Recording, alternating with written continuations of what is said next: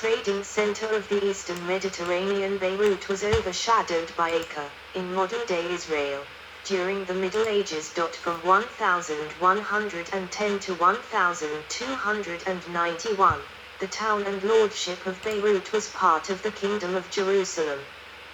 The city was taken by Saladin in 1187 and recaptured in 1197 by Henry I of Brabant as part of the German Crusade of 1197. John of Ibelin, known as the Old Lord of Beirut, was granted the lordship of the city in 1204. He rebuilt the city after its destruction by the Ayyubids and also built the House of Ibelin Palace in Beirut. 44. Beirut Castle and Waterfront, 1868. In 1291 Beirut was captured and the Crusaders expelled by the Mamluk army of Sultan al-Ashraf Khalil. Ottoman rule. Pine Forest of Beirut, 1914. Under the Ottoman Sultan Selim I, 1512-1520, the Ottomans conquered Syria including present-day Lebanon. Beirut was controlled by local Druze immersed throughout the Ottoman period. 45. One of them, Fakhr al-Din II, fortified it early in the 17th century, but the Ottomans reclaimed it in 1763. 46. With the help of Damascus, Beirut successfully broke Acre's monopoly on Syrian maritime trade and for a few years supplanted it as the main trading center in the region. During the succeeding epoch of rebellion against Ottoman hegemony in Acre under Jezza Pasha and Abdullah Pasha, Beirut declined to a small town with a population of about 10,000 and was an object of contention between the Ottomans, the local Druze, and Mamluks. After Ibrahim Pasha of Egypt captured Acre in 1832-47, Beirut began its revival. View of Beirut's Grand Srail circa 1930. By the second half of the 19th century, Beirut was developing close commercial and political ties with European imperial powers, particularly France. European interests in Lebanese silk and other export products transformed the city into a major port and commercial center. This booming cross-regional trade allowed certain groups such as the Sursik family to establish trade and manufacturing empires that further strengthened Beirut's position as a key partner in the interests of imperial dynasties. Meanwhile, Ottoman power in the region continued to decline. Sectarian and religious conflicts, power vacuums, and changes in the political dynamics of the region culminated in the 1860 Lebanon conflict. Beirut became a destination for Maronite Christian refugees fleeing from the worst areas of the fighting on Mount Lebanon and in Damascus. 48. This in turn altered the religious composition of Beirut itself, sowing seeds of future sectarian and religious troubles there and in Greater Lebanon. However, Beirut was able to prosper in the meantime. This was again a product of European intervention, and also a general realization amongst the city's residents that commerce, trade, and prosperity depended on domestic stability. 49. After petitions with local bourgeois, the governor of Syria Vilayet Mehmed Rashid Pasha authorized the establishment of the Beirut Municipal Council. 50. The first municipality established in the Arab provinces of the empire. 51. The council was elected by an assembly of city notables and played an instrumental role governing the city through the following decades. 50.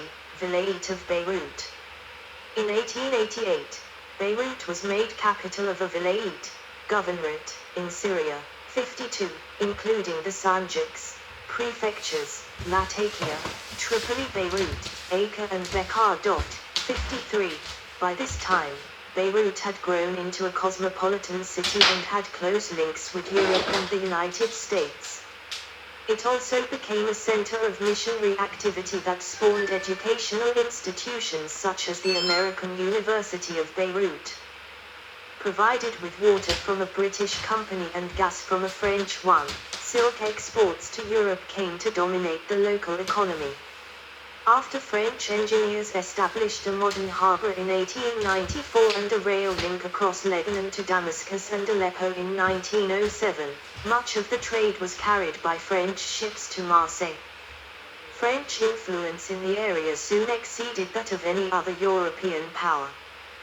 The 1911 Encyclopaedia Britannica reported a population consisting of 36,000 Muslims, 77,000 Christians, 2,500 Jews, 400 Druze and 4,100 foreigners. 46. At the start of the 20th century, Salim Ali Salam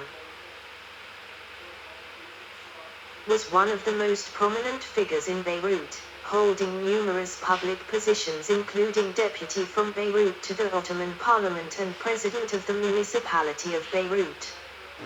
Given his modern way of life, the emergence of Salim Ali Salam as a public figure constituted a transformation in terms of the social development of the city. An aerial panoramic view of Beirut in the last third of the 19th century in his 2003 book entitled Beirut and Its Seven Families. Dr. Yusuf bin Ahmed bin Ali al-Husseini says the seven families of Beirut are the families who bonded among each other and made the famous historical agreement with the governor of the Syrian coast in 1351 to protect and defend the city of Beirut and its shores and chase the invaders and stop their progress towards it. Modern era. Capital of Lebanon. St. Nicholas Staircase in Ashrafi Raz, Beirut and the Mediterranean Sea. After World War I and the collapse of the Ottoman Empire, Beirut, along with the restart Lebanon, was placed under the French mandate. Lebanon achieved independence in 1943, and Beirut became the capital city. The city remained a regional intellectual capital, becoming a major tourist destination and a banking haven. 55, especially for the Persian Gulf oil boom.